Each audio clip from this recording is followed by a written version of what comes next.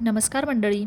सकाळच्या घाईघाईत काहीतरी झटपट, चटपटीत आणि पोटभरीचं हवं असेल तर ब्रेडचा उपमा ही रेसिपी उत्तम पर्याय आहे. आणि हो, अशाच चविष्ट आणि सोप्या रेसिपीज तुम्हाला आवडत असतील तर आपल्या द ट्रू रेसिपीज चॅनलला नक्की सबस्क्राईब करा.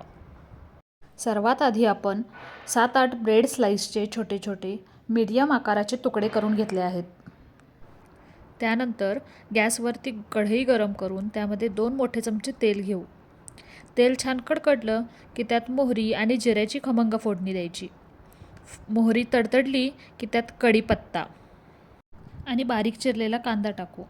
कांदा अगदी हलका गुलाबी झाला की त्यामध्ये हिंग आणि हळद आणि ती थोडीशी परतली की अगदी लालचुटूक टोमॅटो मऊ होईपर्यंत छान परतून घ्या. टोमॅटो मऊ झाला की यामध्ये तुमच्या आवडीनुसार लाल तिखट, चवीनुसार मीठ टाकून घ्या. आपण फोडणीमध्ये हिरव्या मिरच्यासुद्धा टाकल्या आहेत, त्यामुळे लाल तिखट टाकताना थोडं जपूनच.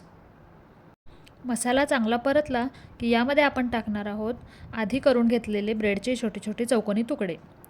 हा ब्रेड हाताने चुरून घेतला तरी चालतो, पण तुकडे केले की उपमा दिसायला अगदी छान दिसतो.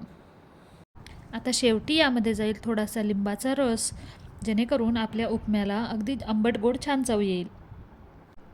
ब्रेड कसा कोरडा असतो म्हणून अगदी थोडासा पाण्याचा हबका किंवा शिंतोडा मारून, जेणेकरून उपमा मऊ होईल.